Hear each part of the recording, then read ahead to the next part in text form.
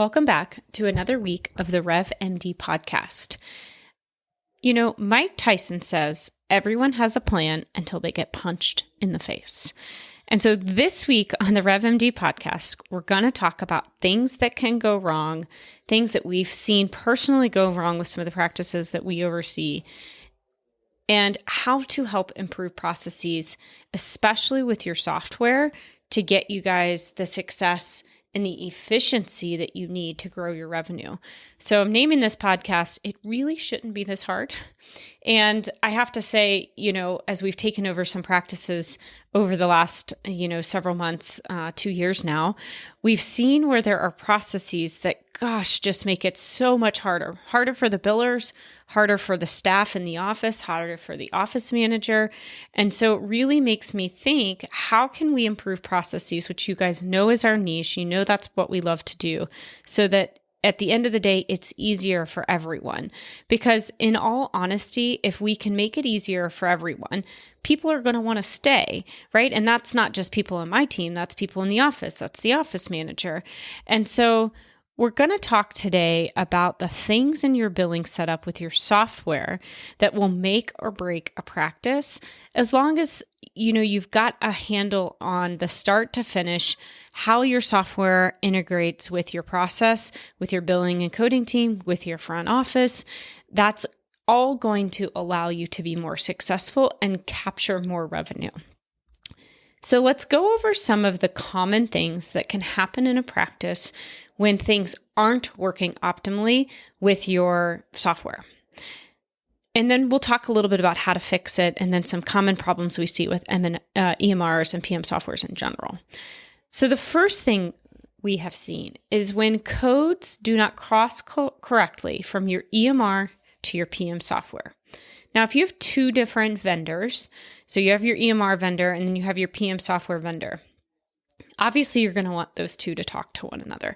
That's called an interface. And interfaces can be built by a third party, or there can be a direct connection between the two pieces of software, or in an even better world, right, you have just one software vendor for both the EMR and the PM software, especially if you have issues with interfacing or connections between them.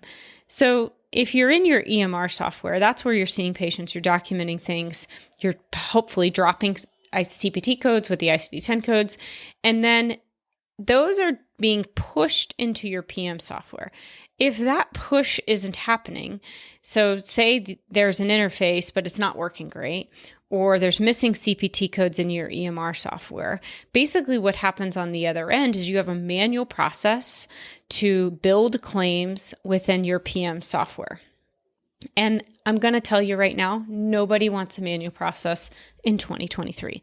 It's just got to end. So if you're sitting there listening to this and you go, oh shoot, I know we have a lot of manual processes, it's just time to stop. It's just not worth it. It is worth your pain to get this process right, so that you have a good, efficient process for everyone's sake. Because I'm going to tell you, nobody's going to want to continue to try and do manual processes this day and age. And we've got to just make an end to it. And I know it can be sometimes uncomfortable to go back to the EMR software and say, hey, this just isn't working. But I'm going to tell you, it's worthwhile in the end. So if you have CPT codes or ICD-10 codes that you're putting into an EMR software, and those are not crossing directly into your PM software, it's probably time for a change. Now, I always say don't change too many things at once. So if you're changing some other things, hold and change those first and then circle back to this, but don't forget that this needs to be taken care of. Now, another thing we've seen is incorrect codes cross over into the PM software. So you drop one code in the EMR and another code pops up into the PM software. So then it makes it hard to know on the PM side what codes you can trust and not, depending on the trend. And so then you're constantly going back into the EMR, double checking the codes and then correcting things, which is just room for errors. And anytime you get a manual process, there will be errors. It's not a matter of if, it's just a matter of when and how often. Because at the end of the day, everybody is human. And I'm a full believer that it's not a person who makes mistakes most of the time, right? It is a process that makes mistakes. So anything to do with ICD-10 codes or CPT codes that are not enabling you to be most successful in your EMR system, aren't crossing over into your PM software, it's time to go. I mean, no ifs, ands, and buts about it. It's time to make a change. If you guys need some recommendations, happy to chat with you. You can shoot me an email at info@nationalrevenueconsulting.com, and we're happy to make some suggestions for you. We work with several great softwares. We work with several softwares I can't stand. And we've even decided as a business to have some softwares we just won't bill in because it's so manual that it's just not worth it from our end to have processes that can't be efficient. Another issue that we see with software and process is when payments, and I'm talking either insurance or patient payments, are not connected or updated automatically. And so on the insurance side, this is when you have paper EOBs being faxed, mailed, pigeon carriered over to your office, and then you're manually uploading those for your billers to post. Awful, awful, awful. It's now I understand there's some small payers that's the only way you'll get paid. I'm excluding those from this conversation. I'm talking about your top 10 payers. There is a way to connect those ERAs, right? That's when they're electronic, so that you get rid of the paper EOBs. A way to connect those automatically into your PM software. That way there's no manual posting. There's none of this scanning stuff. So it saves time for your billers. It saves time for your office. And again, no errors, right? Less we rely on humans, the better it is. Now, there can be issues with connections. So you got to have a PM software you can trust. I will tell you, we use certain PM softwares that connect beautifully to the clearinghouse. The ERAs come over. They're either automatically matched, or if they're not automatically matched, then one of the billers can kind of compare the files, but it's all happening on a computer. Ideally, 2 screens. You are checking them, posting the payment, and moving on with your life. In the other type of payment is patient payments, right? So patient payments are having to be manually uploaded because the terminal isn't connected to your PM software.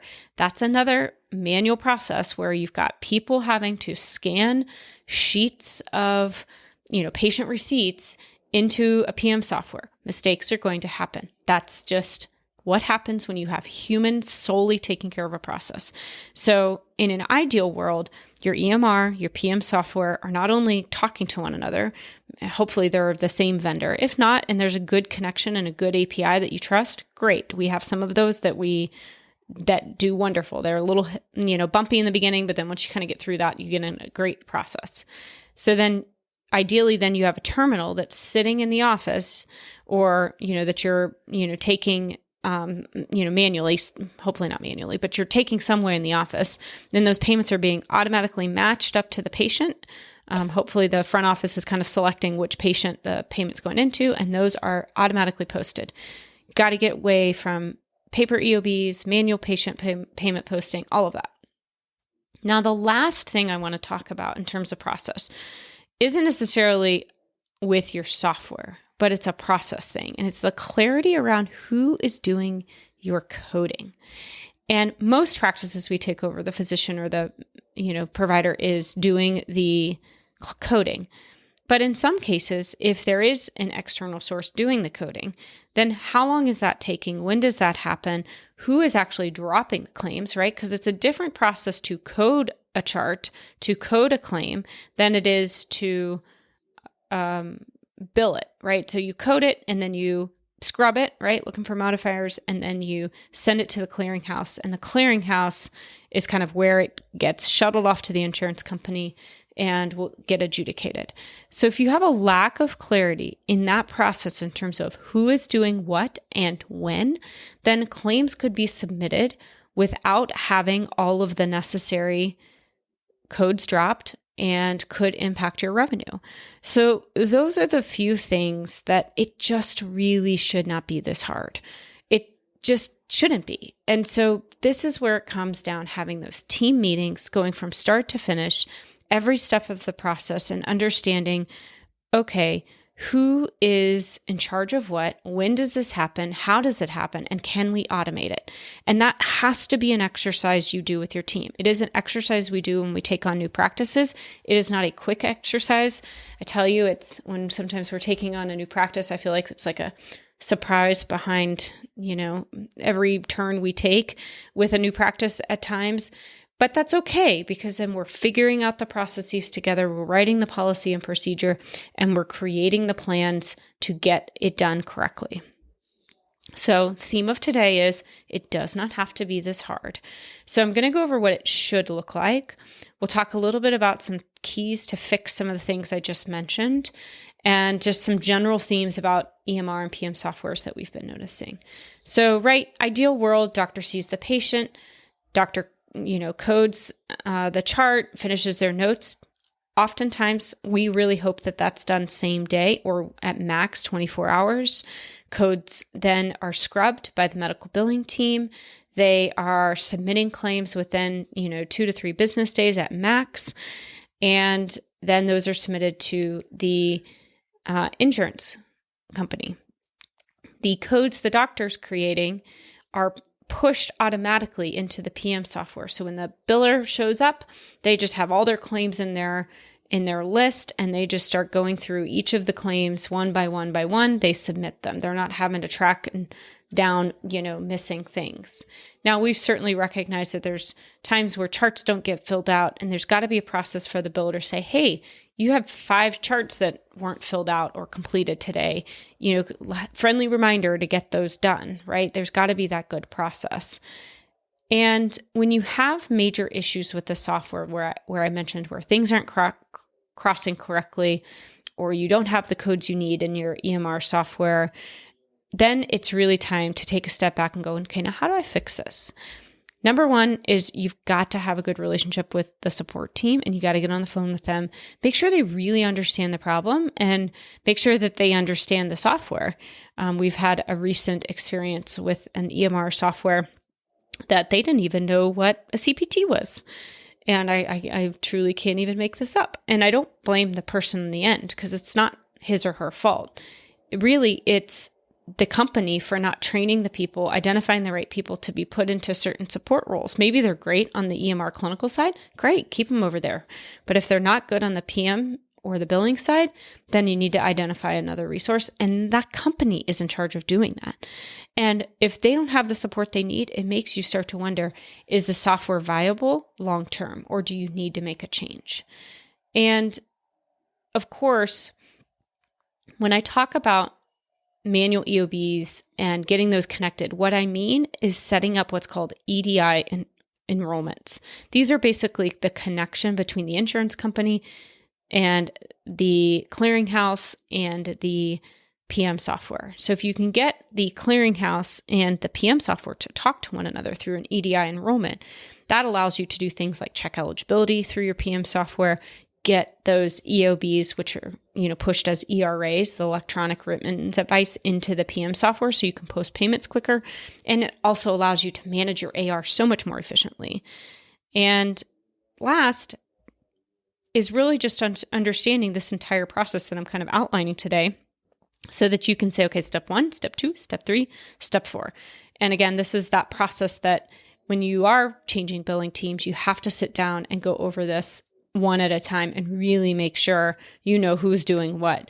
And this can be a little bumpy, especially if you've had a billing change and that person maybe had limited training with you, or maybe you had no training. Maybe you're taking it as you figure it out. The good news is in general, the claims process is stable. So you know that we've got claims that need to be sent out and money that needs to come in. It's just a matter of how to piece those parts together. That can sometimes take a couple of weeks, depending on what you find in the practice. So I want to talk a little bit about EMRs in general. EMRs, I think, and PM softwares have come a long way. They're not perfect by any means, but when you're thinking about, making a change, what are some of the things you need to think about? The first is really just the complexity or learning curve of the software in general. Is it simple to use? Is it easy to use? The next is really training, right? Are they going to come in and train you? Is it all virtual? Will they send people in, to do it live? How big is your group? If you've got a small group, virtual may be fine. If you've got a larger group, you may need somebody to be hands-on in the office those first few weeks.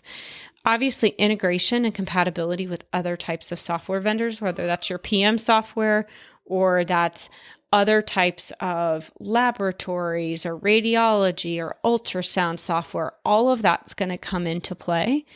The other thing I like to think about is customization. How much can you customize within an EMR or a PM software that allows your process to be, set up to fit your needs? And, some customization is good. Too much customization sometimes makes EMRs overly complex. And so then you have to be really good at customization in order to take advantage of the process within the software. So you have to think about that. You really want to know about the ability for your PM side, so that's the billing side, to be compliant, to recognize errors, to understand, the integration from the EMR system, how much of that stuff is pushed over, making, in an ideal world, it's all pushed over from the EMR. There's a direct connection. It's accurate. It's never wrong, all critical. Obviously, usability, look and feel of the EMR is going to be really important for the clinical team. And then cost, affordability. What are we paying for? Now, I will say, you pay for what you get. There are some freebie PM softwares that are out there, and they're terrible in my opinion, at least the ones I've tried. So, I've not had a really good experience. And again, my mom always says, you pay for what you get. Again, I tend to not want to pick the most expensive thing, but not the cheapest thing. Somewhere in the middle usually does it right. And then last is just support and customer service. Insufficient customer support and service is going to be a major concern for your team, similar to the issue that we're facing in one of these practices where, the support team is bare bones and not knowledgeable for the type of software that they're having to support. And then that just makes you worried and concerned about the company in general. So again, all of these things, when you're thinking about an EMR PM software and you're thinking about your process, are going to be super important for you to get a hand on and figure out how you're going to coordinate this. So hopefully these give you some ideas. Hopefully none of you guys are experiencing these issues, but if you are, please, take them on head on. And, partner with your billing team so that you guys can come up with an efficient process long time. Again, these are not overnight solutions, overnight changes, but they are going to help you be successful. And with that, as always, I hope you are enjoying the podcast. If you are, I would greatly, greatly appreciate heading over to Apple Podcast and leaving me a review. It takes, 15 seconds, and it means a lot for our company. It helps us reach new physicians. As always, please share us with any friends in your life that may be billing to medical insurance.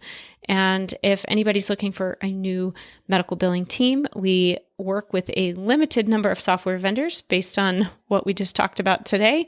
Really depends on that connection and software. But if you have a good system, or even if you don't have a good system, but you're open to solving that and helping together, get there, we are here to help you. So reach out. NationalRevenueConsulting.com is our website. And if you heard last week's podcast, we do have a Modifier 25 educational content up on our website. If you go to the education tab, it's there. All right. Have a great rest of the week, and we'll talk to you soon.